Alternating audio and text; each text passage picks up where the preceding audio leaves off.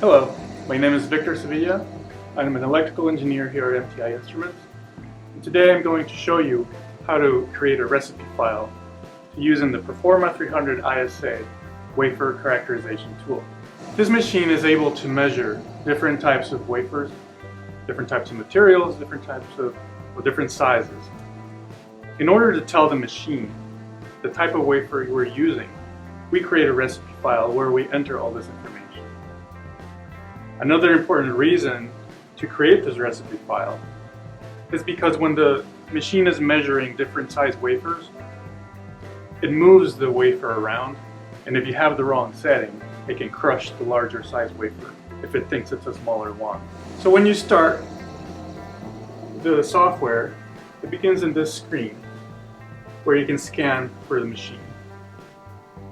Once it finds it, you have to hit the connect button. Enter the password that you have set before, or if it's the first time you use the equipment, use the password Wafer. Click Login, and just tell the machine what size chuck you will be using. Since we're using the largest size wafer, we're going to use the 39mm chuck.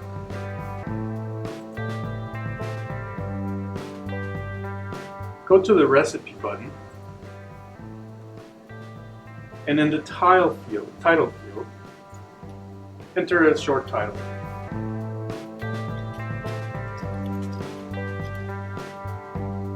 If you want to enter additional information about this wafer, you can do that in the comments section. You can also leave it blank. Click the New button, and at this point the machine has assigned it a new file name and a new date. You can now go through the rest of the tabs to enter all the settings. Click on the General tab. Here you can specify the units, the size of the chuck, which will change to the 39mm chuck.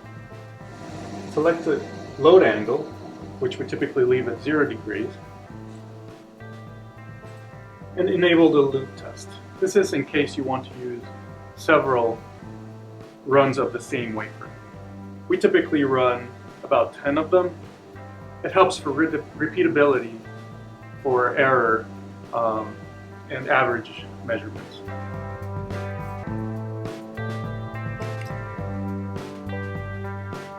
Hit the Apply button and continue to the next tab. In the Measurement tab, we have a lot of different options for us to measure the wafer. We can select whether we want to measure center thickness, average thickness, total thickness variation, warp, bow. You can select whatever you would like and deselect whatever you don't think is necessary for your own measurement. You can also select a gravity compensation file in this drop-down menu. Look for a separate video on compensation files if you have any further questions about that. Hit the Apply button and go to the next tab. In the Limits tab, we can set thresholds for the lower or the upper limits. This is in case we want to have a pass-fail report on the wafer we're measuring. If you don't have need for this, you can just leave it blank.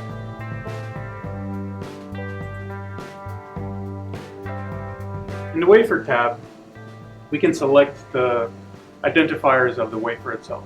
In this particular case, we have a notch, but the wafers can also have flats.